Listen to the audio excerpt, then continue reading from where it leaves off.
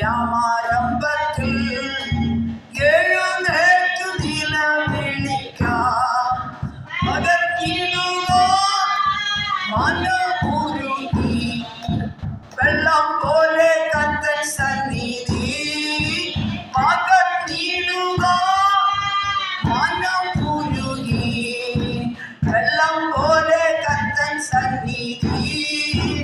അടിത്തലകൾ തകർന്നിരിക്കും പൈതങ്ങൾക്കായി നിലവിളിക്കാം. വഴിത്തലകൾ തകർന്നിരിക്കും പൈതങ്ങൾക്കായി നിലവിളിക്കാം. നിലവിളിക്കാം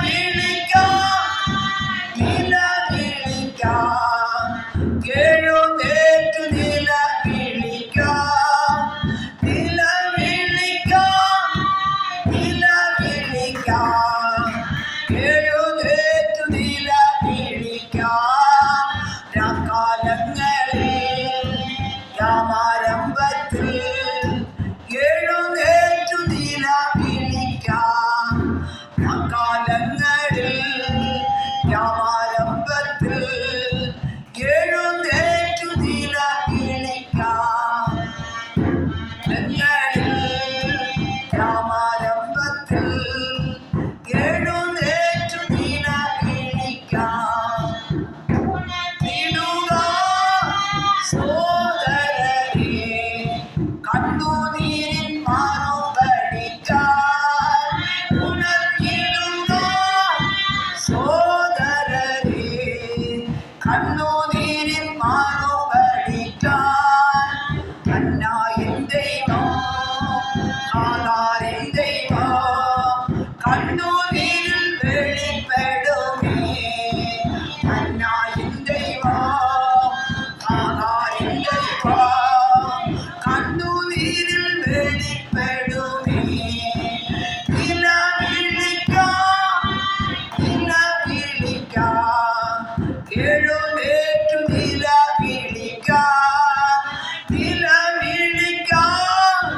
നിലവിളിക്കാം എഴുന്നേറ്റു നിലവിളിക്കാം. രാക്കാലങ്ങളിൽ യാമാരംഭത്തിൽ എഴുന്നേറ്റു നിലവിളിക്കാം. രാക്കാലങ്ങളിൽ യാമാരംഭത്തിൽ എഴുന്നേറ്റു നിലവിളിക്കാം.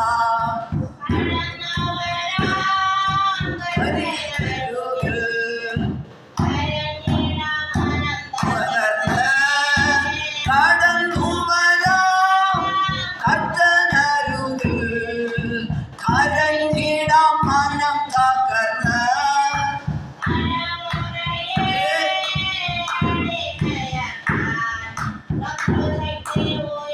ഇടുമ്പോൾ തലമുറയെ അടിമയാക്കാൻ ശത്രുശക്തി ഉയർന്നിടുമ്പോൾ. തലമുറയെ അടിമയാക്കാൻ ശത്രുശക്തി ഉയർന്നിടുമ്പോൾ. നിലവിളിക്കാം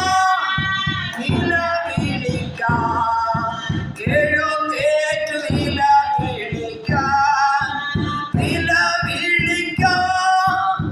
നിലവിളിക്കാം എഴുന്നേറ്റു നിലവിളിക്കാം.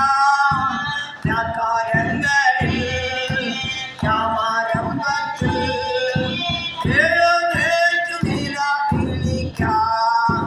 രാക്കാലങ്ങളിൽ യാമാരംഭത്തിൽ എഴുന്നേറ്റു നിലവിളിക്കാം. കനിവുള്ളവൻ കരം തന്നു കാത്തു സൂക്ഷിക്കൂ. കരഞ്ഞിടുമ്പോൾ കനിവുള്ളവൻ കരം തന്നു കാത്തു സൂക്ഷിക്കൂ. കരുതലോടെ കരവിരുത് കൺമണി മുൻ കാത്തു സൂക്ഷിക്കൂ. കരുതലോടെ കരവിരുത് കൺമണി മുൻ കാത്തു പാലിക്കൂ. നിലവിളിക്കാം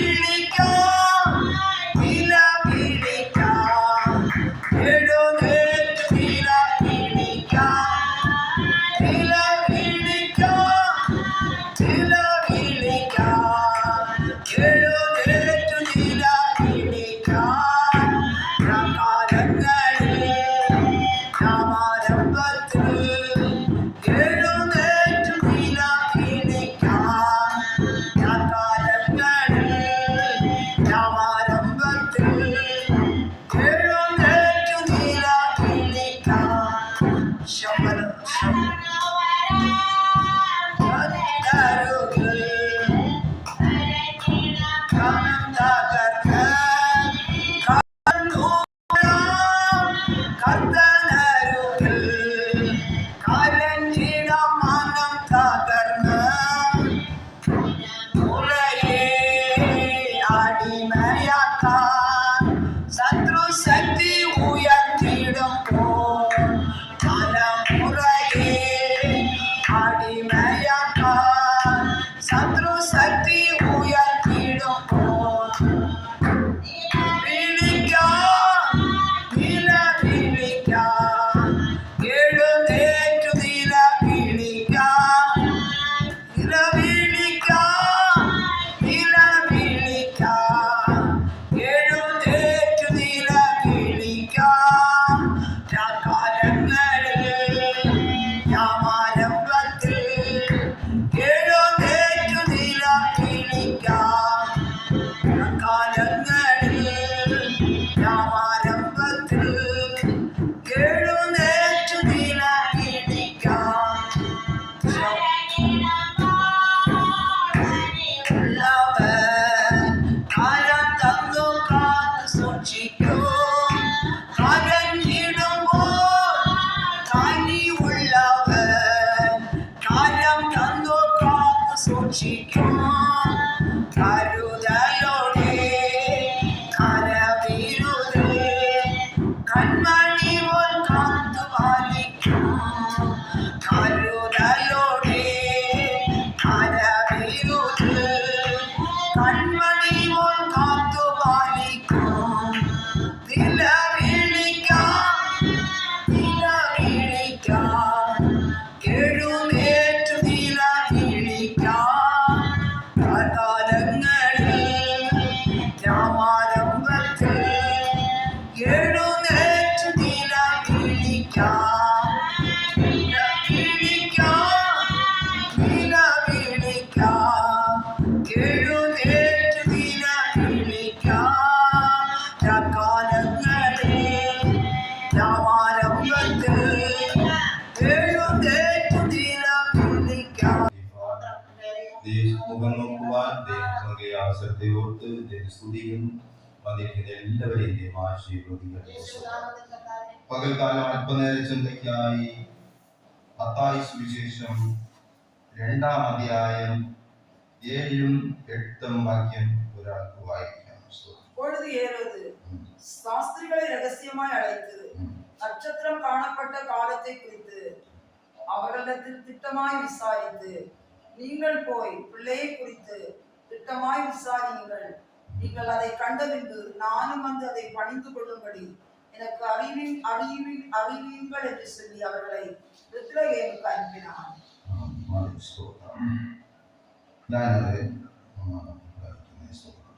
ഹേരോദാവ് വിദ്വാൻമാരെ രഹസ്യമായി വിളിച്ച് നക്ഷത്രം വെളിവായ സമയം അവരോട് സൂക്ഷ്മമായി ചോദിച്ചറിഞ്ഞു. അവരെ ബെത്ലഹേമിലേക്ക് അയച്ചു. നിങ്ങൾ ചെന്ന് ശിശുവിനെ കുറിച്ച് സൂക്ഷ്മമായി അന്വേഷിപ്പീൻ.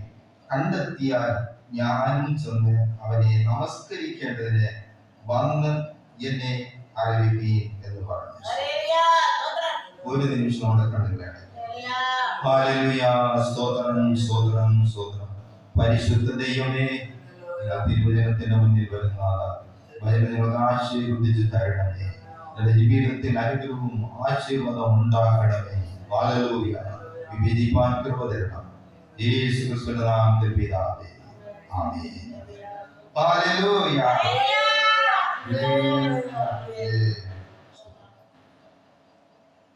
ഈ വേദഭാഗത്തിൽ മത്തായി സുവിശേഷം 2-ാം അധ്യായത്തിൽ 3 വിധത്തിലുള്ള സ്നേഹങ്ങൾ നമുക്ക് കാണാം. ഈ എല്ലാ സ്നേഹവും സ്നേഹമല്ല. ഈ സ്നേഹങ്ങളെല്ലാം തിരിച്ചറിയണമെങ്കിൽ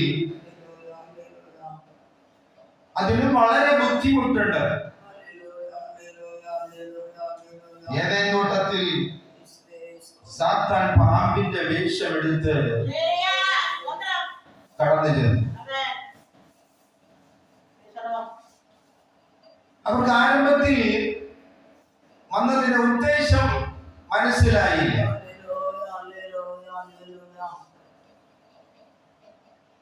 അപ്പോൾ എല്ലാ സ്നേഹവും വിവേചിച്ചറിയാതെ നമുക്കത് നന്മയ്ക്ക് വന്നോ തിന്മയ്ക്ക് വന്നോ എന്ന് അറിയില്ല. അതിന്റെ നടുവിൽ ഒരു ദൈവപൈതല്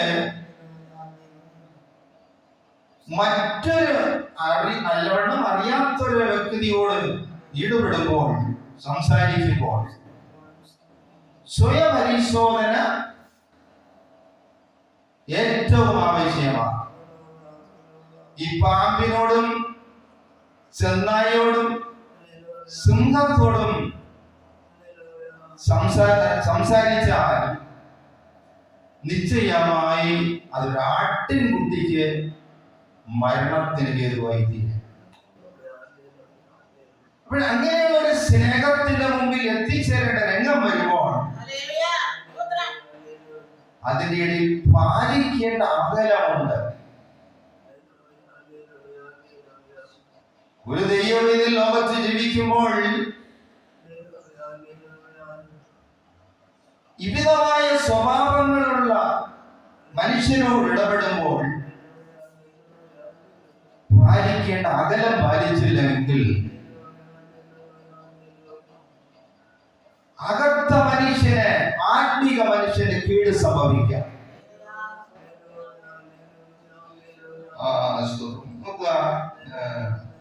ഏതേ നോട്ടത്തിൽ പാമ്പ് കടന്നതും, പാമ്പ് ഒരു ദൈവവേദന ഒരു മനുഷ്യനെ ഒരിക്കലും നന്മ ചെയ്യുകയില്ല. സ്തോത്രം. ഉൽപ്പത്തി പുസ്തകം 3-ാം അധ്യായം 1 മുതൽ വായിക്കുമ്പോൾ പാമ്പ് കൗശലമേറിയതാണ്, ഭയങ്കര ബുദ്ധിശാലിയാണ്. കൗശലം എന്ന് പറഞ്ഞാൽ കള്ളത്തരമാണ്. അപ്പോൾ നീതിയോടെ ജീവിക്കുന്ന ഒരു ദൈവവേദന കൗശലമുള്ളവരോടുകൂടെ ഇടപെടുന്നത് സൂക്ഷിച്ചില്ലെങ്കിൽ അത് അപകടമാണ്. ഏതേ തോട്ടത്തിൽ സംഭവിച്ചത് അങ്ങനെയാണ്.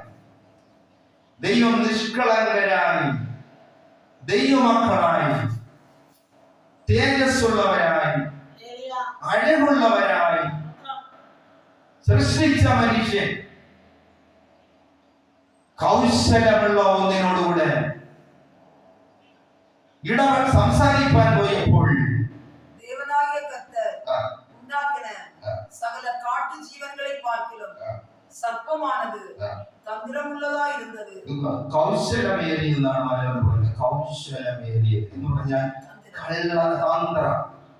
അപ്പോഴേ ദൈവമക്കൾ ഈ ലോകത്ത് ജീവിക്കുമ്പോൾ ഒരു ദൈവവേദനായി ജീവിക്കണമെങ്കിൽ ഈ കൗശലമുള്ളവരുടെ ഇടയിൽ വളരെ പരിധി ഉണ്ടായിരിക്കണം, അകലെ. ഈ കൗശലമുള്ളവർ നമ്മുടെ അടുക്കൽ വന്നു കഴിഞ്ഞാൽ ആദ്യം എന്ത് ചെയ്യുന്നറിയുമോ? നമ്മുടെ കാര്യങ്ങളെല്ലാം ചോദിച്ച് മനസ്സിലാക്കണം. എന്തിനാണെന്നറിയാമോ?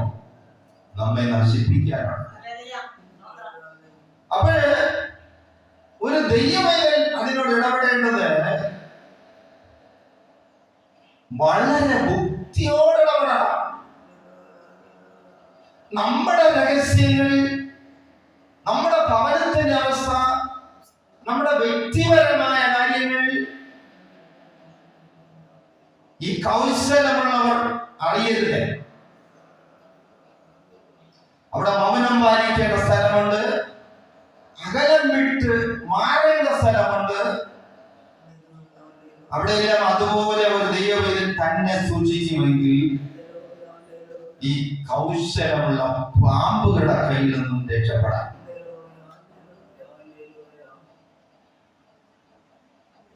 ചില സന്ദർഭങ്ങളിലെല്ലാം ചില കഥകൾ ഞാൻ കേട്ടിട്ടുണ്ട്. ചില തന്ത്രശാലികളുണ്ട്,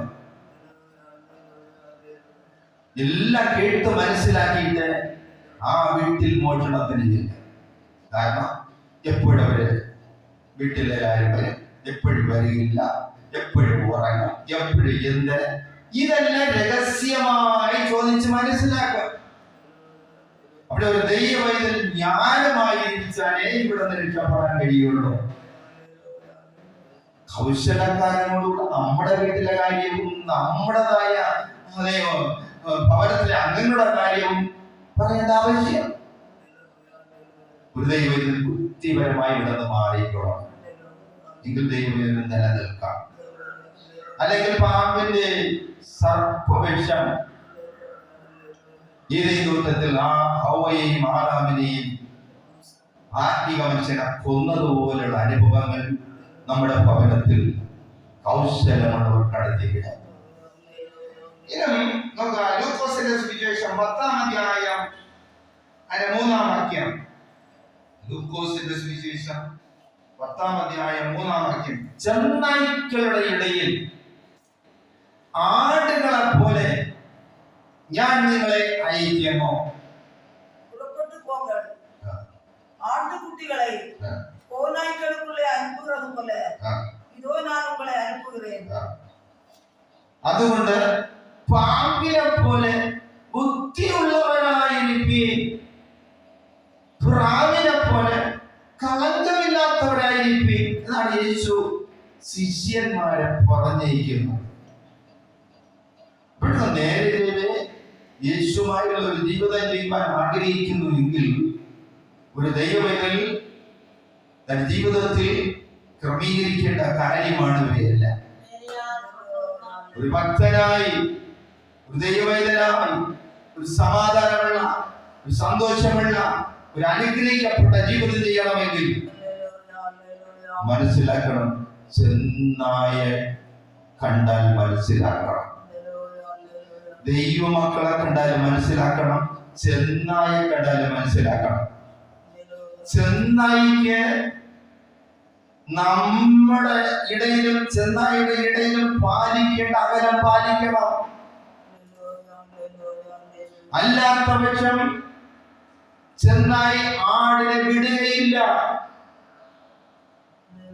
അകലം പാലിക്കുക മാത്രമല്ല, ബുദ്ധിയുള്ളവരായി, പാമ്പിനെ പോലെ ബുദ്ധിയുള്ളവരായിരിക്കണമെന്ന്. പല വീടുകളും തകടം മറിഞ്ഞ് കടലിലെ തിരമാല അടിച്ചു ഉയർന്നതുപോലെ പ്രശ്നങ്ങൾ ഉരുവാകുന്നത് ചെന്നായ്ക്കളാണ്. ഭവനത്തിന്റെ അവസ്ഥകളും രഹസ്യങ്ങളും ചെന്നായിയോട് പറയരുത്. പ്രശ്നമുണ്ടാക്കുന്നവൻ, രക്തച്ചൊരിച്ചിലുണ്ടാക്കുന്നവൻ, സമാധാനം കെടുത്തി കളയുന്നവൻ നമ്മുടെ ഭവനത്തിലെ, നമ്മുടെ വ്യക്തി ജീവിതത്തിലുള്ള കാര്യങ്ങൾ ഒന്നും അറിയേണ്ട കാര്യമില്ല. അത് ബുദ്ധിയായി അകലമായി മാറിയാൽ നമുക്ക് അവിടെ നിന്ന് രക്ഷപ്പെടാൻ കഴിയും. ഇന്നും 1 പത്രോസ് 5-ാം അധ്യായം 8-ാം വാക്യം. ഒരു தெளிந்த புத்தியுள்ளவர்களாயிருங்கள், விழித்திருங்கள், ஏனெனில் உங்கள் எதிராளியாகிய பிசாசானவன் கர்ஜிக்கிற சிங்கம் போல் எவனை விழுங்கலாமோ என்று வகை தேடி சுற்றித் திரிகிறான். ഇവിടെ സുന്ദരത്തെ കുറിച്ച് പറയുന്നു. ഒരു മനുഷ്യന് സുങ്കം എന്ന് പറയുമ്പോൾ പിശാചിനെയാണ് സൂചിപ്പിക്കുന്നത്. സുന്ദരത്തിന്റെ സ്വഭാവമുള്ള മനുഷ്യരുണ്ട്, ചെന്നായിയുടെ സ്വഭാവമുള്ള മനുഷ്യരുണ്ട്, പാമ്പിന്റെ സ്വഭാവമുള്ള മനുഷ്യരുണ്ട്. ഒരു ആത്മീക മനുഷ്യന്, ദൈവഭയത്തിൽ ജീവിക്കാൻ ആഗ്രഹിക്കുന്ന ഒരു മനുഷ്യൻ ഇവയെല്ലാം സൂക്ഷ്മമായി മനസ്സിലാക്കുവാൻ, ഇവയോടെല്ലാം സൂക്ഷ്മമായി അകന്നു നിൽക്കുവാൻ ഒരു ദൈവവേദന ദൈവത്തിൽ നിന്നും ജ്ഞാനമുള്ളവരായിരിക്കണം. അല്ലാതെ സ്നേഹം എന്നുള്ളത് ഒന്ന് എല്ലായിടവും പ്രദർശിപ്പിക്കുവാൻ പോയാൽ ജീവിതം കഷ്ടത്തിലും കണ്ണുനീരിലും ആകേണ്ട രംഗങ്ങൾ പലതുണ്ട്. ഈ തിരുവെഴുത്ത് വ്യക്തമായി പറയുന്ന വിഷയമാണ്. എന്നാൽ സ്നേഹം എന്നാൽ എന്ത്?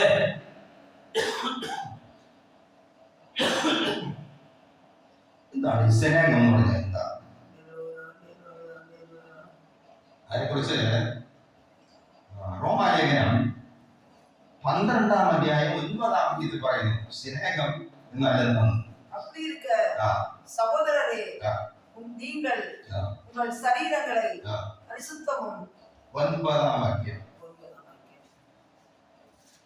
உங்கள் அன்பு மாயமற்றதாய் இருப்பதாக. സ്നേഹം എന്ന് പറഞ്ഞാൽ നിർവ്യാജം ആയിരിക്കണം.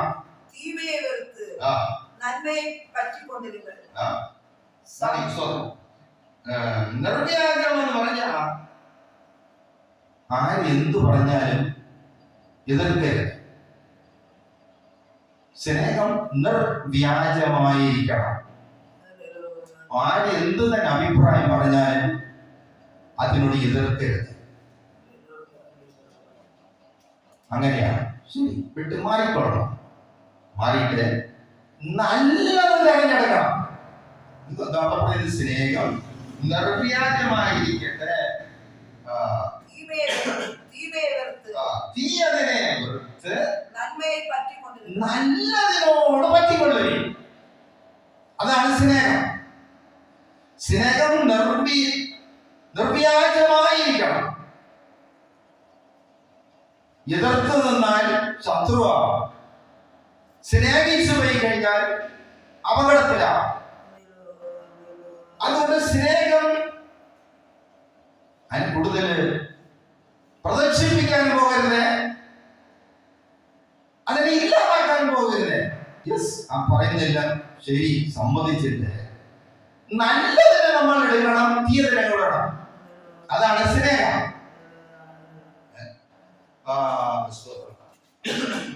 ഒന്നിനോടും എതിർത്ത് നിൽക്കാതെ നല്ലതിനോട് പറ്റിച്ചേരുന്നതാണ് സ്നേഹം.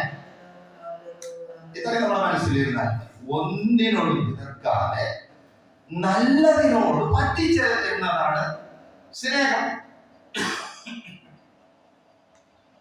കൂടുതൽ സ്നേഹിക്കുന്നവരുണ്ട്. സലോമോൻ, ജ്ഞാനിയായ സലോമോൻ പറയുന്നു കേൾക്കുക. സദൃശവാക്യം 26-23. ഇതൊക്കെ നല്ല സ്നേഹിക്കുന്നവരുണ്ട്. തിരുവചന പ്രകാരം അങ്ങനെ സ്നേഹിക്കാൻ പാടില്ല. എങ്ങനെ സ്നേഹിക്കണം? നിർവ്യാജമായിരിക്കണം. ഒരു മനുഷ്യൻ ചെയ്യുന്നത് നല്ലതായാലും തീയതായാലും ആ മനുഷ്യനോട് എതിർക്കരുത്. തീയതാ ക്ഷണിച്ചു കൊടുത്ത് പോകണം. അതാണ് സ്നേഹം. ഒരു മനുഷ്യൻ ചിലപ്പോൾ പ്രവർത്തിക്കുന്ന പ്രവർത്തനത്തിൽ, സംസാരിക്കുന്ന സംസാരത്തിൽ തെറ്റുകൾ നമ്മുടെ ആ മനുഷ്യരോട് ക്ഷമിച്ച് മാറിപ്പോകണം. അതാണ് സ്നേഹത്തിന്റെ ഫലം. അപ്പോഴ് സലോമോൻ പറയുന്നത് അറിയാമോ? காண்பிக்கிற உதடுகளோடு கூடிய தீய நெஞ்சம் வெள்ளி பூச்சி பூசிய ஓட்டை போல் இருக்கும். നമ്മൾ എനിക്കത് മനസ്സിലാവും. അത് എനിക്ക് മലയാളത്തിൽ സ്നേഹം ജ്വലിപ്പിക്കുന്ന ആദരം ദുഷ്ടഹൃദയം. സ്നേഹം ജ്വലിപ്പിക്കുന്ന ആദരം ദുഷ്ടഹൃദയമാണ്. ശലോമോൻ നല്ല ബുദ്ധിയുള്ള ആളാണ്. ശലോമോൻ പറഞ്ഞിട്ടുള്ള നിർവചനമെല്ലാം അതുപോലെ നിറവേറിയിട്ടുണ്ട്. ശലോമോന് ദൈവം കൊടുത്ത ബുദ്ധിയാണത്. ചില പാസ്റ്റർമാരെ കാണുമ്പോഴല്ലോ എല്ലാം വെളുത്ത ചിരിയായിരിക്കും. ചിരിച്ചുകൊണ്ട് മക്കളെ അടുത്ത് വരുമ്പം വിഷപ്പായിരിക്കും. അനുഭവിച്ചവർ സമ്മതിക്കാത്തവര് പ്രവൃത്തിയിൽ വരുമ്പോ അടഞ്ഞു. ചില പാസ്റ്റർമാരെ കണ്ടു കഴിഞ്ഞാല് ഈ അടിച്ചു കരയുന്നതുപോലെ അങ്ങനെ ഒരു പൊയ്യ പോലെ അവര് ആത്മീയനാണ്, പക്ഷേ അത് കേട് ചെയ്യാൻ തയ്യാറാവില്ല, സ്വഭാവമാണ്. ചില ഭാഷമാരുടെ സ്നേഹം മൃഗം പോലെ ഇരിക്കും. അവരെന്തെന്നറിയുമോ? ശുദ്ധ ദയവുള്ളവരാണ്, നല്ല എരിവുള്ള ആത്മീയന്മാരായിരിക്കും. കണ്ട അവരുടെ മുഖം കണ്ട പേടി തോന്നുന്നു. ഒരുമാതിരി കുറ്റബോധമുള്ളവർക്ക് അവരുടെ മുഖം കണ്ടു കഴിഞ്ഞാൽ പേടി തോന്നും. ആത്മാവിൽ അവർ എരിവുള്ളവരായിരിക്കും. പിന്നെ ഇവിടുത്തെ സ്നേഹത്തിൽ വരുന്ന ഭാഷമാര് ദുഷ്ടന്മാരായിരിക്കും. എന്റെ അനുഭവത്തിൽ ഇത് സംഭവം ശരിയാണ്. ഈ പറഞ്ഞത് വെളുത്ത സ്നേഹത്തോടെയുള്ള സ്നേഹം ജ്വലിപ്പിക്കുന്ന അതരമുള്ള മനുഷ്യൻ ദുഷ്ടകത്തെ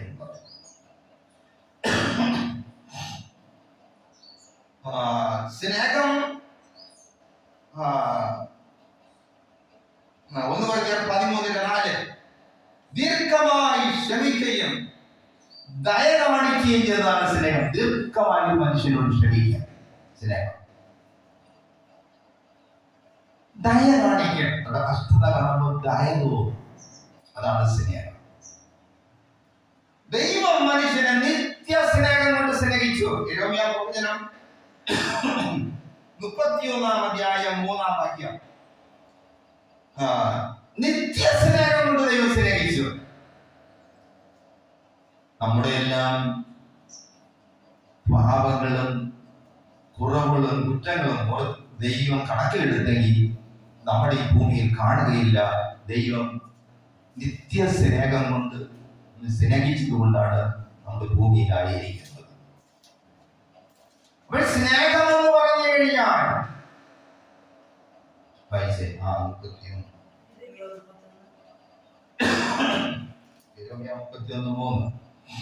പൂർവകാലം മുതൽ കർത്തർ എനിക്ക് ദർശനമായിരുന്നത് 31:3 പൂർവകാലം മുതൽ കർത്തർ എനിക്ക് ദർശനയാനാതെമ്പായി അനാദി സ്നേഹത്താൽ ഉന്നെ സ്നേഹിത്തേ.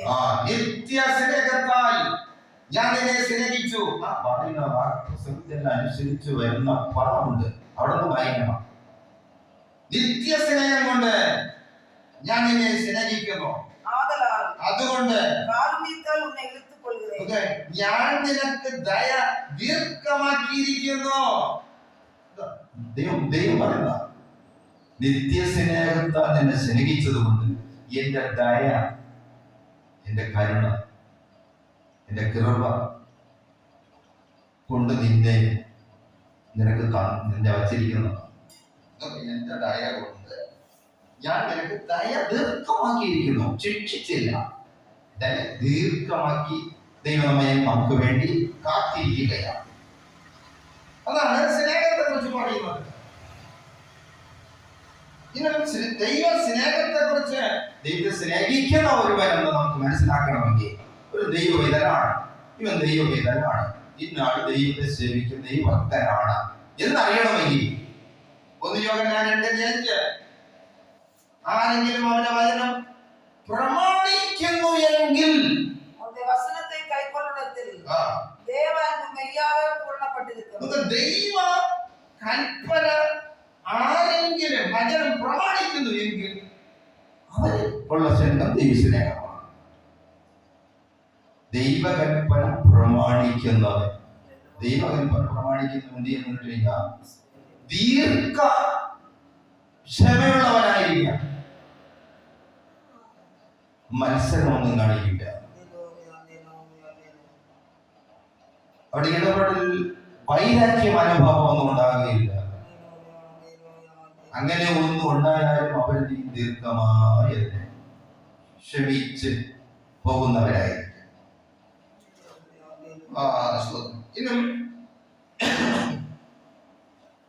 അവൾ സ്നേഹം നിർവ്യാജമായിരിക്കണം. നല്ലത് നമ്മൾ തിരഞ്ഞെടുക്കണം, തീയല്ല എവിടാണ്. ഇവിടെ നാം വായിച്ച വേദഭാഗത്ത് ഹേരോദാവിന്റെ സ്നേഹം 2-8 വാക്യം വായിച്ചത് ഹേരോദ രാജാവിന്റെ സ്നേഹമാണ്.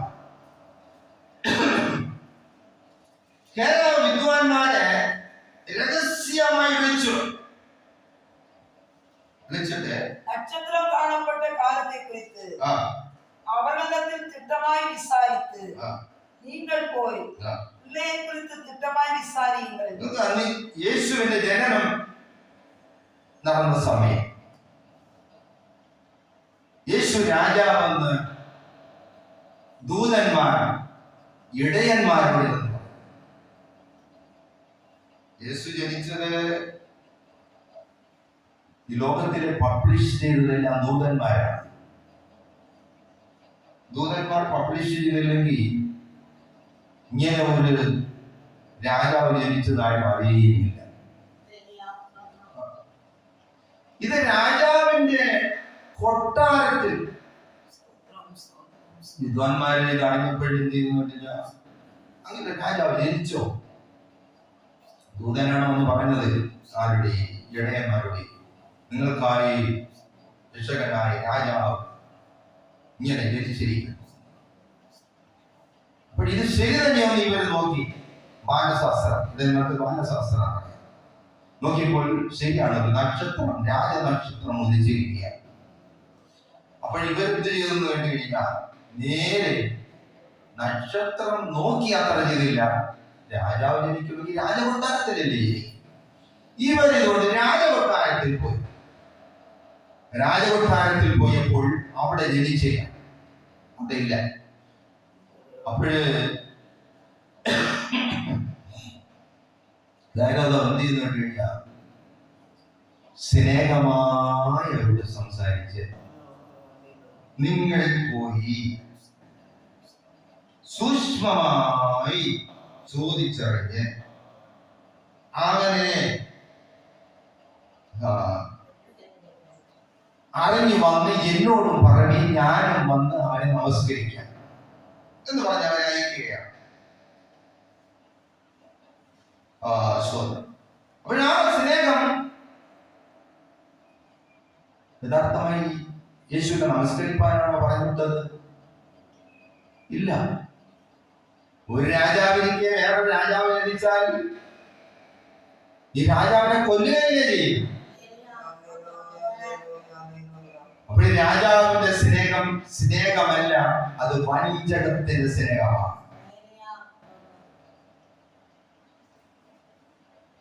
ഇങ്ങനെ ഇരിക്കുമ്പോൾ വിദ്വാൻമാർ ശരി അത് സമ്മതിച്ചു പോയി.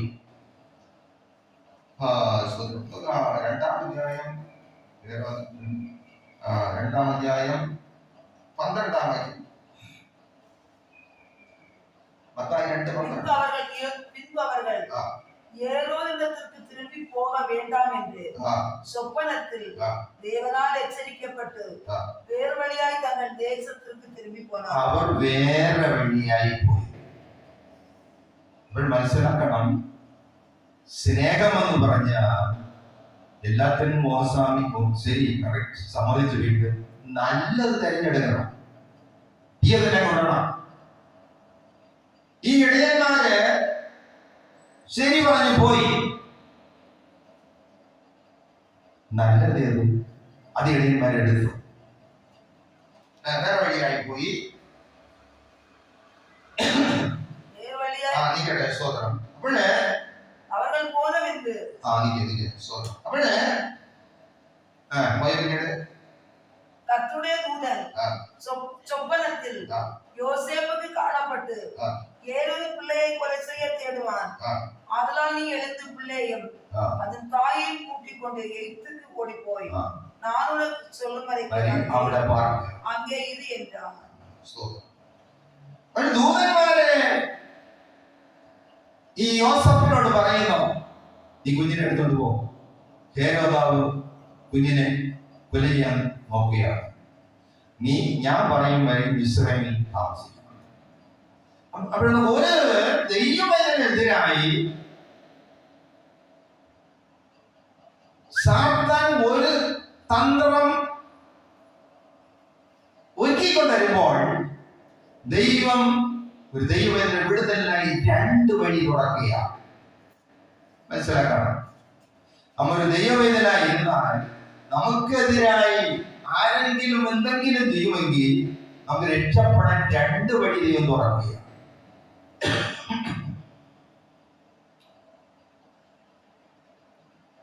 ഇടയന്മാരോട് പറയുന്നു, നിങ്ങൾ ചെന്ന് പറയരുത്, വേറെ വഴിയെ പോയി. അതും പോരാണ് യോസഫിനോടും പറയുന്നു, യോസഫേ, ബാലനെ കൊല്ലുവാൻ ഹേരോദാവ് അന്വേഷിക്കുന്നു, മിസ്രയീമിൽ പോ. നമുക്ക് രണ്ട് വഴി തുറന്നു കൊടുക്കും. എപ്പോഴും ഒരു ദൈവവിധനായി നിന്ന് കഴിഞ്ഞാൽ ദൈവം ഒരു ദൈവവിധനെ കൈവിടുകയില്ല. ലോക സ്നേഹം ചിലതെല്ലാം നമ്മെ നോക്കി വരുമ്പോൾ അതറിഞ്ഞ് നമുക്ക് രക്ഷപ്പെടണമെങ്കിൽ നമ്മുടെ ദൈവസ്നേഹം അല്ലാത്ത സ്നേഹവും തിരിച്ചറിയുവാനുള്ള ഒരു കഴിവ് നമുക്കുണ്ടായിരിക്കണം. കഴിവെന്ന് പറഞ്ഞാൽ ലോക സ്നേഹത്തോട് ഒരു പരിധി വരെ നമുക്ക് ചെയ്യാൻ കഴിയുള്ളൂ. അത് കവിഞ്ഞ് നാം പോകുമെങ്കിൽ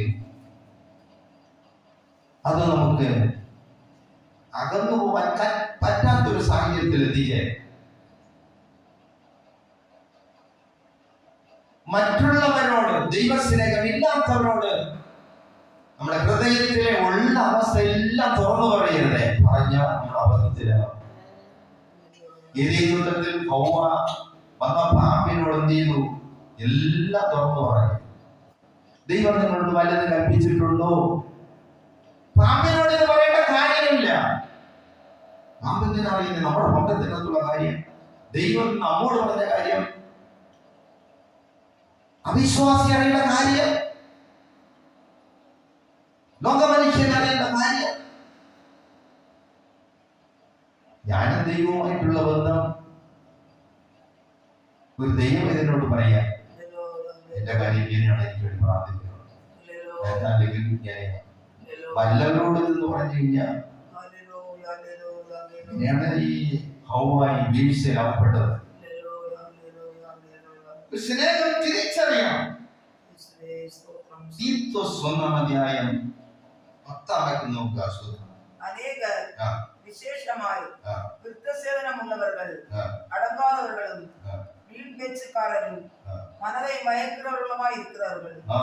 അനേകരും ഭൂരിപക്ഷ ആളുകളും അനേകരും വിശേഷമായി വൃദ്ധസേവനമുള്ളവர்கள் ഒരു കൺട്രോൾ ഇല്ലാത്ത മനുഷ്യരാണ് പലരും. അടങ്ങാதவர்களுം എന്ന് പറഞ്ഞാൽ ദൈവ വചനത്തിന് കീഴ്പ്പെടാത്തവർ,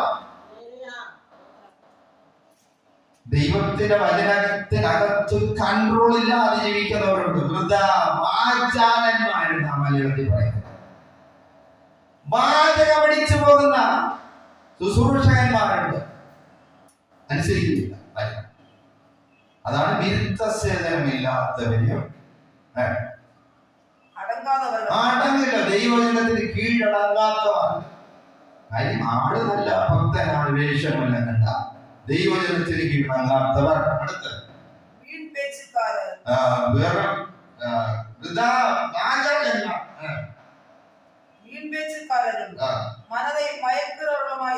മനോവഞ്ചകന്മാർ.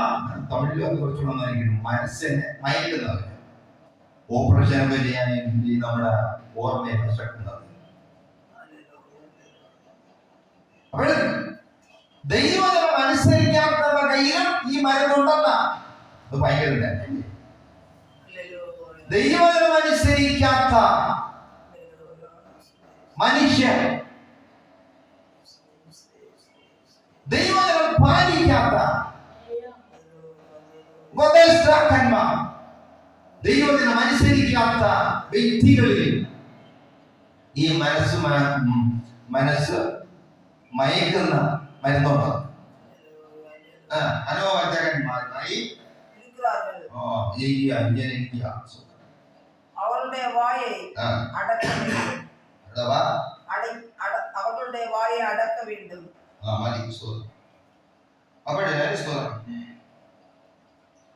പറയുന്ന വാക്ക് പാലിക്കാത്തവരാണ്. പറയുന്ന വാക്ക് പാലിക്കാത്ത ശുശ്രൂഷകന്മാരുണ്ട്, പറയുന്ന വാക്ക് പാലിക്കാത്തവർ. ദൈവം തെരഞ്ഞെടുത്തതിൽ ആരെന്നറിയുമോ? നേരുള്ളവരാണ്. യോബ് നേരുള്ളവന്, ദൈവഭക്തന്, ദോഷം അകലുന്നവൻ. നേരുള്ളവന് ദൈവം സ്നേഹിക്കും. 2 യോഹന്നാൻ 1:7. நாம் அவருடைய கற்பனையின்படி நடப்பதே அன்பு. நீங்கள் ஆதி முதல் கேட்டிருக்கிறபடி நடந்து கொள்ள வேண்டிய கற்பனை இதுவே. மாம்சத்தில் வந்த യേശു ക്രിസ്തുവെ അറിയിക്ക பண்ணாத അനേക വഞ്ചകർ യേശുവിനെ രക്ഷകനായി അംഗീകരിച്ച് യേശുവിൽ ആശ്രയം വെച്ച് യേശുവിന്റെ വചനമനുസരിച്ച് നടക്കുന്ന ഒരുവനാണ് ദൈവം സ്നേഹിക്കുന്നത്, ദൈവത്തെ സ്നേഹിക്കുന്നത്. അല്ലാത്തവരും ആരും ദൈവ ലിസ്റ്റിലുള്ളവരല്ല. അവര് ഒന്നാമത് ഹേരോദാവിന്റെ സ്നേഹം. ഹേരോദാവിന്റെ സ്നേഹം എന്ന് പറഞ്ഞാൽ ദൈവകൽപ്പനയ്ക്ക് കീഴടങ്ങാത്തത്. യേശുവിനെ കൊല്ലുവാൻ വരെ ശ്രമിക്കുന്ന സ്നേഹം ഹേരോദാവിന്റെ സ്നേഹം. സ്നേഹം എന്ത് മനോഹരമായ സ്നേഹം! ഇവിടെ ദൈവകൽപ്പനയ്ക്കകത്ത് ഒതുങ്ങിയുള്ള ഒരു ജീവിതം ഒരു ദൈവവേദനയിലുണ്ട്. രണ്ടാമതൊരു സ്നേഹം ഉണ്ടാക്കണമെങ്കിൽ 2-ാം 11-ാം വാക്യം. അവർക്ക് മത്തായി സുവിശേഷം 2-ാം 11. നക്ഷത്രം കണ്ടതുകൊണ്ട് അത്യന്തം സന്തോഷിച്ചു. அவர்கள் அந்த நட்சத்திரத்தை கண்டபோது மிகுந்த ஆனந்த சந்தோஷம் அடைந்தார்கள். அவர்கள் அந்த வீட்டுக்குள் பிரவேசித்து வீட்டில் சென்ற பிள்ளையையும் அதன் தாயாகிய மரியாதையை கண்டு சாஷ்டாங்கமாய் விழுந்து அதை பணிந்து கொண்டு தங்கள் பொக்கிஷங்களை திறந்து வெள்ளை பொன்னையும் தூபவர்க்கத்தையும் வெள்ளை கோலத்தையும் அதற்கு കാണിക്കയാக വെച്ചായിരുന്നു. ഈ ഇടയന്മാര് രാജകൊട്ടാരത്തിൽ പോയത് നക്ഷത്രം കണ്ടു. ഇവിടെ ബുദ്ധി കൊണ്ടാണ് പോയത്. രാജാവ് രാജകൊട്ടാരത്തിലല്ലേ ജനിക്കും. അവിടെ പോയപ്പോഴും അവിടെ ഇല്ല. അപ്പോഴും പിന്നെ ഇവർ നക്ഷത്രം നോക്കി, നക്ഷത്രത്തെ നോക്കി യാത്ര ചെയ്തു. പ്രിയപ്പെട്ടവർ, ഈ ലോകത്ത് ജീവിക്കുമ്പോഴേ നമ്മുടെ ഓട്ടം, അധ്വാനം, നമ്മുടെ ജീവിതം സന്തോഷത്തിൽ കലാശിക്കണമെങ്കിൽ യേശു വന്ന നക്ഷത്രമായിരിക്കണം നമ്മുടെ കാഴ്ചപ്പാട്. യേശുവിനെ നോക്കി യാത്ര ചെയ്താലേ നമുക്ക് ജയിക്കാൻ പറ്റുള്ളൂ. ലോകത്തിൽ ഏത് മനുഷ്യൻ നോക്കിയും നമുക്ക് ജയിക്കാൻ പറ്റില്ല. വിശ്വാസത്തിന്റെ നായകനും പൂർത്തിവരുത്തുന്നവനുമായി യേശുവിനെ നോക്കിയാണ് പറയുന്നത്. അപ്പോൾ നമ്മുടെ വിശ്വാസ ജീവിതത്തിൽ ഓടി നമുക്ക് വിജയം കിട്ടണമെങ്കിൽ യേശുവിനെ മാത്രം നോക്കി ഓടണം. വിദ്വാൻമാർ എന്ത് ചെയ്യുന്നറിയാമോ? ആ നക്ഷത്രത്തെ നോക്കി പോകാതെ ഈ കൊട്ടാരത്തിൽ പോയത് കൊണ്ട് അത് വലിയ നഷ്ടമായി മാറി. എന്താണെന്നറിയാമോ? ബെത്ലഹേമിൽ നാട്ടിൽ എല്ലാം ആ രാജ്യത്തിനടുത്തുള്ള 2 വയസ്സിന് താഴെയുള്ള കുഞ്ഞുങ്ങളെ എല്ലാം ഹേരോദാവ് കൊന്നുകളഞ്ഞു. യേശുവിനെ നോക്കി, ആ നക്ഷത്രത്തെ നോക്കി ഒരു യാത്ര ചെയ്തിരുന്നെങ്കിൽ ഇതൊന്നും സംഭവിക്കുകയില്ല. നമ്മുടെ ജീവിതത്തിൽ നല്ലൊരു വിജയം വേണമെങ്കിൽ നമ്മുടെ ദേഹം, ദേഹി, ആത്മാവിൽ, നമ്മുടെ ഭവനത്തിൽ, നമ്മുടെ വ്യക്തി ജീവിതത്തിൽ ഒരു വിടുതലും സന്തോഷവും അനുഗ്രഹവും വേണമോ? യേശുവിനെ മാത്രം നോക്കി ഓടണം. യേശുവിനെ നോക്കി ഓടണം. മനുഷ്യനെ രക്ഷിപ്പാൻ വന്നത് യേശുവാണ്, ആരും രക്ഷിപ്പാൻ വന്നതല്ല. അതുകൊണ്ട് യേശുവിനെ നോക്കി നക്ഷത്രം യേശുവിനെ നോക്കി പോകണം. എന്നാൽ ഇവർ അവിടെ പോയി ചെയ്തു, നമസ്കരിച്ചു. ഇങ്ങനെ പൊന്നും മോരും കുന്തിരിക്കയും വെച്ച് നമസ്കരിച്ചു. യേശുവിനെ നമസ്കരിച്ചു. അവിടെ ഈ ഇടയന്മാർ വന്ന് നമസ്കരിച്ചപ്പോൾ പൊന്നും മോരും കുന്തിരിക്കും ഇങ്ങനെ വലിയ വസ്തുക്കൾ കിട്ടി. അപ്പോൾ രാജാവ് വന്നാ എങ്ങനെ ഇരിക്കും? ഇതൊക്കെ ശ്രേഷ്ഠമായിരിക്കില്ലേ? ഒരു ഇടയൻ വന്ന് കാണിക്ക വയ്ക്കുന്നത് പോലെയാണോ ഒരു രാജാവ് വന്നാ കാണിക്കുന്നത്? അല്ല, ശ്രേഷ്ഠമായിരിക്കും. പ്രിയപ്പെട്ടവർ, ഈ ലോകത്ത് ജീവിക്കുമ്പോഴേ നമ്മുടെ കണ്ണ് ഒരിക്കലും ഈ ലോക ഇൻപങ്ങളിൽ പതിക്കരുത്. ഈ ലോക ഇൻപങ്ങൾ നമ്മെ നശിപ്പിക്കും. ഈ ലോക ഇൻപങ്ങൾ നമ്മെ ചതിക്കാം. ദൂതൻ പറയുന്നു, യോസഫേ, ഈ കുഞ്ഞിനെ എടുത്തുകൊണ്ട് മിസ്രയീമിൽ പോ. യോസഫിന് പറയാം, കർത്താവേ, ഇടയന്മാരുന്നപ്പം പൊന്നും മുന്തിരിക്കും ഇന്നതിന്റെ നമുക്ക് കാണിക്ക വെച്ചു. രാജാവ് കാര്യം കാണിക്കരുത്. അതുകൊണ്ട് ഇല്ല, രാജാവ് കുഞ്ഞിനെ കൊല്ലും. മനസ്സിലാക്കണം, ഈ ലോക ഇൻപങ്ങളിൽ ഒരിക്കലും കണ്ണുപതിക്കരുത്.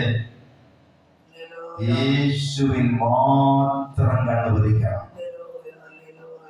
ജീവിതത്തിൽ ഒരു നിത്യ ജീവിതം വേണമെങ്കിൽ, ജീവിതത്തിൽ ഒരു സന്തോഷം വേണമെങ്കിൽ, ജീവിതത്തിൽ ആനന്ദത്തോടെ ഈ ലോക ജീവിതം യാത്ര ചെയ്യണമെങ്കിൽ ഒരു വ്യക്തി യേശുവിനെ നോക്കിക്കൊള്ളണം.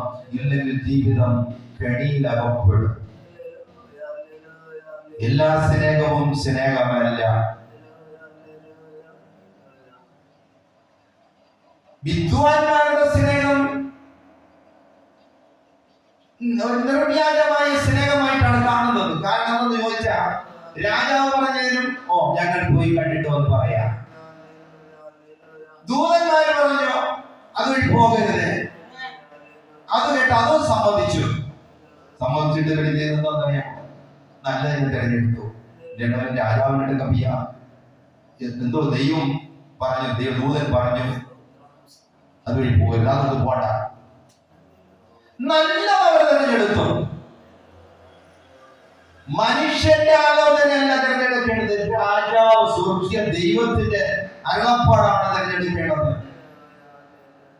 പ്രഭുക്കന്മാരിൽ ആശ്രയിക്കുന്നതിനേക്കാൾ യഹോവയിൽ ആശ്രയിക്കുന്നതാണ് നല്ലത്. മനുഷ്യരിൽ ആശ്രയിക്കുന്നതിനേക്കാൾ യഹോവയിൽ ആശ്രയിക്കുന്നതാണ് നല്ലത്. അവർ ഇടയന്മാർ തെരഞ്ഞെടുത്തത് നിഷ്കളങ്ക സ്നേഹമാണ്. ഹേരോദാവിന്റെ സ്നേഹമോ വഞ്ചക സ്നേഹം, കൊല്ലുന്ന സ്നേഹം, നശിപ്പിക്കുന്ന സ്നേഹം. സഹോദരൻ, ഈ ഇടയന്മാരെ അറിഞ്ഞതേ ദൈവത്തിന്റെ ദൂതൻ എന്ന് പറയുന്നതാണ് ഇവർ അറിയുന്നത്. ഇല്ലെങ്കിൽ ഇവർ അറിയില്ല. ലൂക്കോസിന്റെ സുവിശേഷം 8-ാം അധ്യായം 8-ാം വാക്യം. ദൂതൻ ഇടയന്മാരോട് എന്ന് പറയുന്നു, ലൂക്കോസ് 2:8. அப்பொழுது அந்த நாட்டிலே மேய்ப்பர்கள் வயல்வெளியில் தங்கி രാത്രിയിലെ തങ്ങൾ മന്തയെ കാത്തുകൊണ്ടിരുന്നു. രാത്രിയിൽ ആട്ടിൻകൂട്ടത്തെ കാത്തുകൊണ്ട് ഇടയന്മാരിൽ ഇരിക്കുകയാണ്.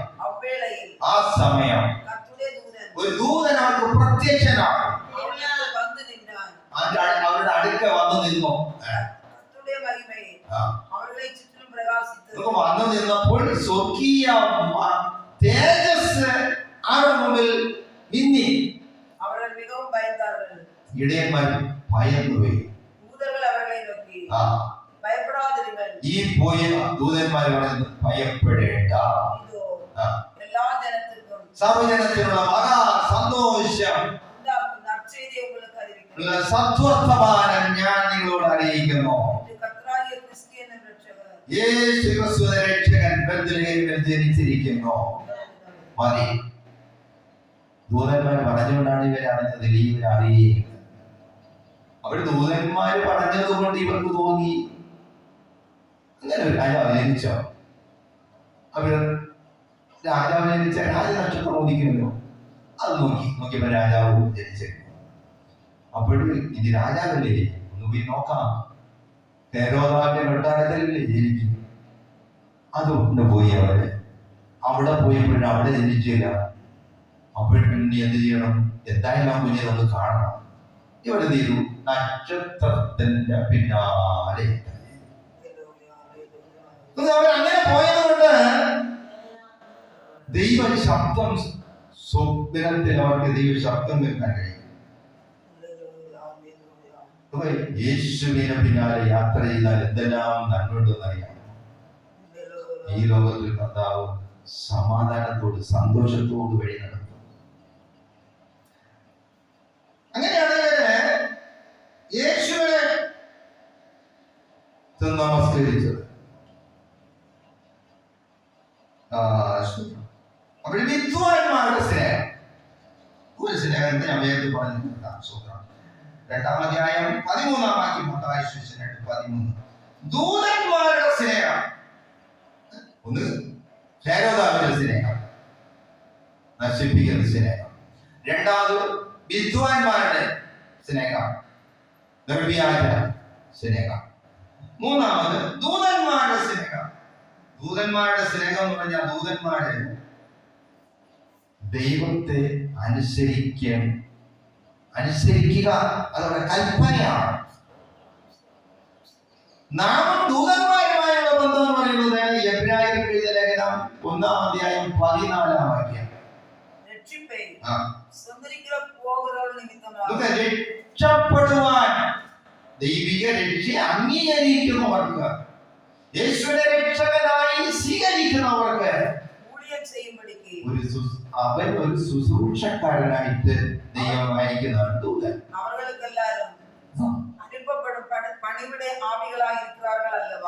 ഈ ദൂതന്മാരെ കുറിച്ച് പറയുന്നത് യേശുവിനെ രക്ഷിതാവായി അംഗീകരിക്കുന്നവർക്കെല്ലാം സേവ ചെയ്യുവാനുള്ള സേവകന്മാക്കൾ എന്നാണ് മലയാളത്തിൽ. യേശുവിനെ നമ്മുടെ ജീവിതത്തിൽ അംഗീകരിച്ചാലേ നമുക്ക് ദൂതന്മാരുടെ സംരക്ഷണമുണ്ട്, സംശയമൊന്നുമില്ല. ദൈവത്തിന്റെ കാവൽ നമുക്കുണ്ടായിരിക്കും, ദൈവത്തിന്റെ പരിപാലനം ഉണ്ടായിരിക്കും. നമുക്കെതിരായ പ്രതിസന്ധികളെ ഈ ദൂത സേവകന്മാക്കൾ ദൈവത്തിന്റെ നിയമം പ്രകാരം അതിനെ കൺട്രോൾ ചെയ്യും.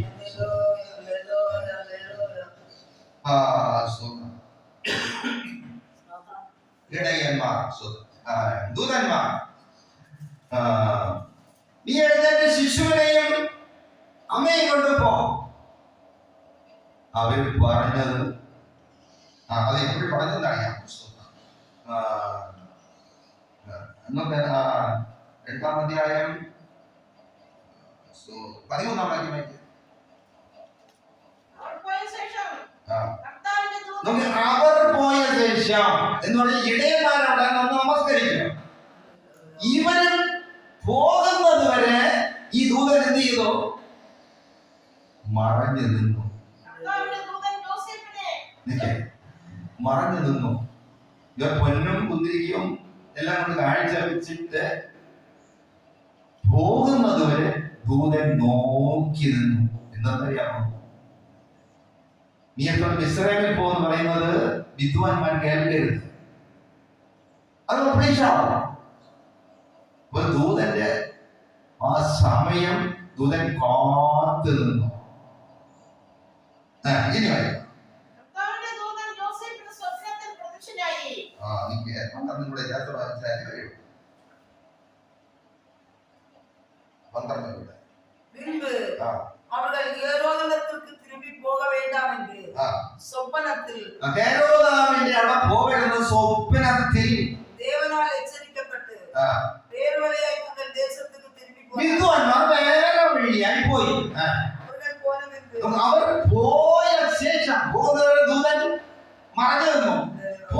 ശേഷം കർത്തരുടെ ദൂതൻ ആ, സ്വപ്നത്തിൽ യോസേപ്പിന് കാണപ്പെട്ട് ദൂതൻ യോസഫിനോട് പറയും, ഹേരോദ് പിള്ളയെ കൊலை செய்ய தேடுவான். ഹേരോദ് ആ കുഞ്ഞിനെ കൊല്ലാൻ നോക്കുന്നു. ആദലാൽ നീ எழுந்து അതുകൊണ്ട് യോസഫ് എഴുന്നേറ്റ് പിള്ളയെയും അതും തായെയും കൂട്ടിക്കൊണ്ട് എത്തുക്ക് ഓടിപ്പോയി നീ ഞാൻ ഉനക്ക് ചൊല്ലും ഇസ്രായേലിൽ പോയി ഞാൻ പറയുന്നത് വരെ അങ്ങേ ഇരുന്നാൽ മലയാളത്തിൽ നീ എഴുന്നേറ്റ് ശിശുവിനെയും അമ്മയും കൂട്ടിക്കൊണ്ട് ഇസ്രായേലിലേക്ക് ഓടിപ്പോയി എന്നാണ് പറയുന്നത്. ഓടിപ്പോ ആ രാത്രിയിൽ എഴുന്നേറ്റ് ആ രാത്രിയിൽ കുഞ്ഞിനെ അമ്മയും കൊണ്ട് യോസഫ് ഓടി. അപ്പൊ നോക്കാണ് നിങ്ങൾ സീരിയസ് എന്ന് നോക്കിക്കൊള്ളണം. നേരത്തെ പോവാൻ കുറ്റിയിട്ട് യോസഫിനോട് പറയാൻ, ദൈവമേ നേരത്തെ പോവാം ഇല്ല, ഓടിപ്പോ. രാത്രി എഴുന്നേറ്റ് പോയി. ദൂതന്മാരുടെ പരിപാലന പോകുമ്പോഴേ ദൂതന്മാരുടെ പരിപാലന അവർക്കുണ്ട്. നോക്കാം, ദൈവത്തെ അനുസരിപ്പാൻ സമയം നീട്ടരുത്. ഓടിപ്പോന്ന സമയം ഓടിപ്പോണം. സമയം തെറ്റിയാൽ ദൈവത്തിന്റെ പ്ലാൻ വലിയ ബുദ്ധിമുട്ടാണ്. ഈ ദൂതൻ കാത്ത് നിൽക്കേണ്ടി. പിന്നെ ഇവർ പോകുന്നത് വരെ ഇവര് കിടന്ന് ഉറങ്ങാം. വേഗം പോകുന്ന പറയുമ്പോൾ ഇവർ പോകാതെ വേഗം കിടന്ന് ഉറങ്ങാം. ഉറങ്ങുമ്പോൾ എന്ത് ചെയ്യും? ദൂതൻ അവിടെ ഇരിക്കണം വിട്ടാതെ, ശത്രുക്കൾ വരാതെ. ദൂതൻ കഷ്ടപ്പാടല്ലേ? യോസഫ് അങ്ങനെ ചെയ്തില്ല. ഉടനെ എഴുന്നേറ്റ് വഴി ദൂതനും കൂടെ പോയി. സമയം നീട്ടരുത്. ദൈവശബ്ദമോ സമയം നീട്ടരുത്. സമയം കിട്ടിയാൽ ഒരു കുഴപ്പമുണ്ടെന്നറിയാമോ? ഉൽപ്പത്തി പുസ്തകം 6-ാം അധ്യായം 3-ാം വാക്യം യഹോവ മനുഷ്യനിൽ എന്റെ ആത്മാവ് സദാകാലം മനുഷ്യനോട് വാദിച്ചു നിൽക്കുകയില്ല. അവൻ ജഡം തന്നെയല്ലോ.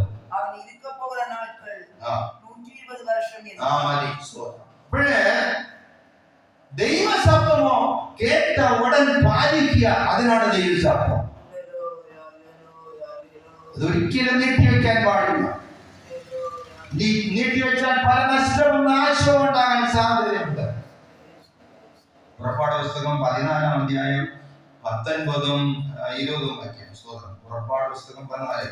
അനന്തരം ഇസ്രായേലിയരുടെ സൈന്യത്തിന് മുമ്പായി നടന്ന ദൈവദൂതൻ അവിടെ നിന്ന് മാറി അവരുടെ പിന്നാലെ നടന്നു. ഇസ്രായേൽ ജനം മിസ്രയീമിൽ നിന്ന് ഓടി രക്ഷപ്പെടുമ്പോൾ ചെങ്കടലിന്റെ അകത്ത് വന്നു.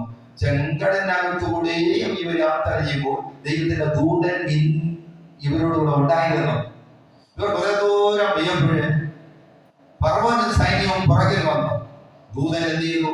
മുമ്പേ സമുദ്രത്തിന്റെ വാതിൽ വഴി തുറന്നു കൊടുത്ത ദൂതൻ അവിടെ നിന്ന് ഇവരുടെ രണ്ടുപേരെയും മധ്യത്തിൽ വന്ന് ഇടയിൽ വന്നു. എന്തുകൊണ്ടെന്നറിയാം? ഇവര് ഈ ഇസ്രായേലിനെ തൊടാതിരിക്കാൻ. ദൂതന്റെ പരിപാലനം എത്രയെന്ന് നോക്കണം. പിന്നാലെ നടന്ന ദൂതന്മാർ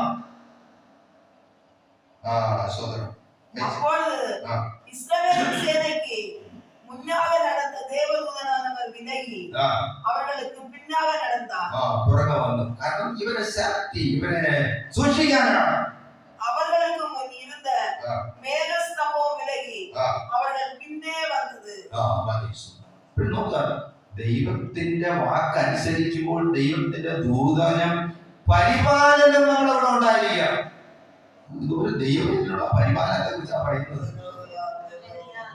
അതുപോലെ തന്നെ ഉൽപ്പത്തി പുസ്തകം 19-15 വരുമ്പോഴേ സ്തോത്രം ഉഷസ്സായപ്പോൾ ദൂതന്മാർ ലോത്തിനെ വ്യക്തപ്പെടുത്തി ഈ പട്ടണത്തിന്റെ അകൃത്യത്തിൽ നശിക്കാതിരിക്കാൻ എഴുന്നേറ്റ് ഭാര്യയെയും ഇവിടെ കാണുന്ന നിന്റെ 2 പുത്രിമാരെയും കൂട്ടിക്കൊണ്ട് പൊയ്ക്കൊള്ളുക.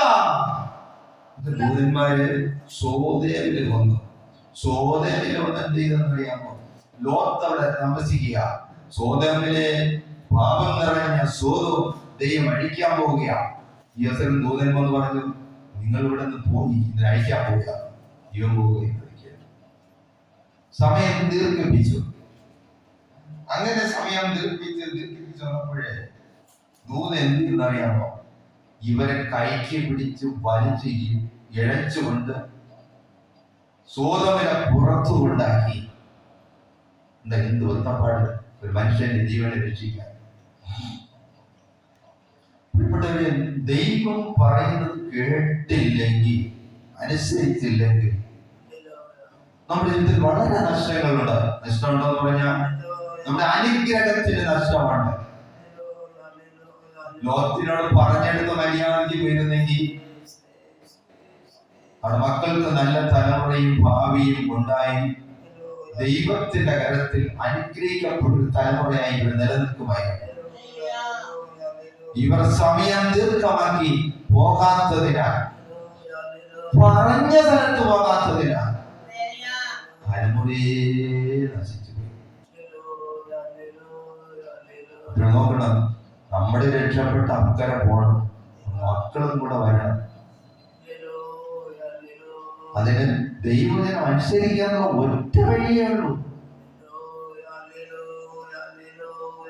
സങ്കീർത്തനം 91:11 നിന്റെ എല്ലാ വഴികളിലും നിന്നെ കാക്കേണ്ടതിന് അവൻ നിന്നെക്കുറിച്ച് തന്റെ ദൂതന്മാരോട് കൽപ്പിക്കുക. ഒരു ദൂതന്മാരെ ദൈവത്തിന്റെ കൊണ്ട് ദൂതന്മാരുണ്ട്. ഒരു ദൈവത്തിന്റെ ദൂതന്മാരുണ്ട്. വഴികളിലെല്ലാം ഉന്നെ കാക്കുമ്പടി ഉനക്കാக நம்முடைய ദൂതர்களுக்கு കട്ടளைയിടുവാൻ. ഹേരോദന്റെ സ്നേഹം, വിദ്വാൻമാരുടെ സ്നേഹം, ദൂതന്മാരുടെ സ്നേഹം, രക്ഷിക്കുന്ന സ്നേഹം. എന്നെ കേൾക്കുന്ന പ്രിയപ്പെട്ടവരെ, നാം ഒരു ദൈവമെങ്കിൽ ഈ സ്നേഹമെല്ലാം ഈ ലോകത്തിൽ ശോധന ചെയ്ത് അറിഞ്ഞ് നല്ലതിനോട് പറ്റിച്ചേർന്നോളണം. ഒരു സർപ്പത്തിന്റെ സ്നേഹത്തിൽ, പാമ്പിന്റെ സ്നേഹത്തിൽ അകലം വേണം. ഒരു സിംഹത്തിന്റെ സ്നേഹത്തിൽ അകലം വേണം. ഒരു ചെന്നായിയുമായുള്ള ഇടപെടലിലുള്ള സ്നേഹത്തിൽ അകലം വേണം. ഇതെല്ലാം മനുഷ്യന്റെ സ്വഭാവമാണ്. പാമ്പിന്റെ സ്വഭാവം, ചെന്നായിയുടെ സ്വഭാവം, സിംഹത്തിന്റെ സ്വഭാവം, മനുഷ്യന്റെ സ്വഭാവത്തെയാണ് അവിടെ പറയുന്നത്. ഇങ്ങനെയുള്ളവർ നമ്മുടെ ചുറ്റുമുണ്ട്. ഇവരോട് എത്ര സ്നേഹിച്ചാലും പരിധിക്കപ്പുറത്തൊരു ദൈവം പോകരുത്. പോയാൽ പല കുഴികളിൽ അകപ്പെടും. മാത്രമല്ല അകലത്തിൽ നിന്നു പോകണം എന്ന് പറഞ്ഞാൽ സ്നേഹം നിർവ്യാജമായി കാത്തുകൊള്ളണം. ഈ വിദ്വാൻമാർ, ഇടയന്മാർ കാത്തതുപോലെ ഹേരോദാവ് പറഞ്ഞപ്പോൾ ശരി പോയിട്ട് വരട്ടെ, ദൂതന്മാർ പറഞ്ഞപ്പോൾ ശരി അങ്ങനെ ചെയ്യാം, ഇതിന് നല്ലത് അവരെ ചെയ്തു. ഒരു ദൈവത്തിന്റെ സ്നേഹം എല്ലാം കേൾക്കണം, മറുത്തരം പറയരുത്. എല്ലാം കേൾക്കണം. കേട്ടിട്ട് ദൈവത്തിന്റെ ഇഷ്ടം ഏത്, അതാണ് നല്ലത്. രാജാവിന്റെ ഇഷ്ടമല്ല വിദ്വാൻമാരനുസരിച്ചത്.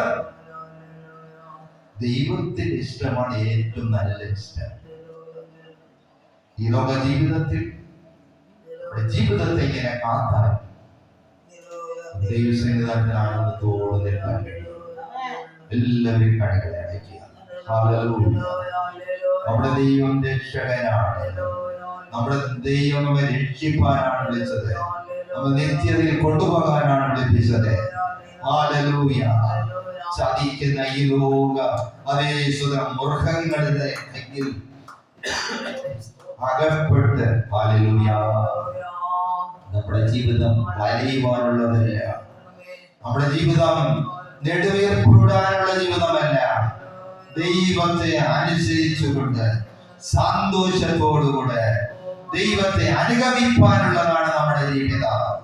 ദൈവത്തിന് മഹത്വം നൽകിക്കൊണ്ട് ദൈവത്തിന്റെ ദൂതന്മാരുടെ അതേ സ്വതന്ത്ര പ്രൊട്ടക്ഷനോടുകൂടെ ദൈവത്തിന്റെ ദൂതന്മാരുടെ അതേ കാവലോടുകൂടെ ഈ മരുഭൂമി യാത്ര നാം ചെയ്യേണ്ടവരാണ്. ദൈവത്തിന്റെ പരിപാലനത്തോടുകൂടെ നാം ഈ ലോകത്തിൽ യാത്ര ചെയ്യേണ്ടവരാണ്. ഹല്ലേലൂയ, ഹല്ലേലൂയ, ഹല്ലേലൂയ. ദൈവസന്നിധാനത്തിൽ നമ്മെ പാലിൽ ശോധന ചെയ്ത് ദൈവമേ നിർവ്യാജമായ ഹല്ലേലൂയ. തീയതിനെ വെറുത്ത് നല്ലതിനോട് പറ്റിച്ചേരുന്ന ഹല്ലേലൂയ. തീയതിനെ വെറുത്ത് നല്ലത് തിരഞ്ഞെടുക്കുവാനുള്ള ജ്ഞാനമുള്ള ഒരു ഹൃദയം ഹല്ലേലൂയ ദൈവജനത്തിൽ പകരണമേ. വചനം കേൾക്കുന്ന എല്ലാവരുടെയും പകരണമേ. ഹല്ലേലൂയ. ദൈവത്തിന്റെ മഹത്വം. യേശുവേ, ഞങ്ങളെ സ്തുതിക്കുന്നു, അങ്ങയെ ഞങ്ങൾ ആശ്രയിക്കുന്നു. ഹല്ലേലൂയ. ദൈവമേ, നിൻ മഹത്സ്നേഹമവിന്ദിതം ആർക്കും ചിന്തിച്ചറിയാം. ദൈവമേ, നിൻ മഹത്സ്നേഹമവിന്ദിതം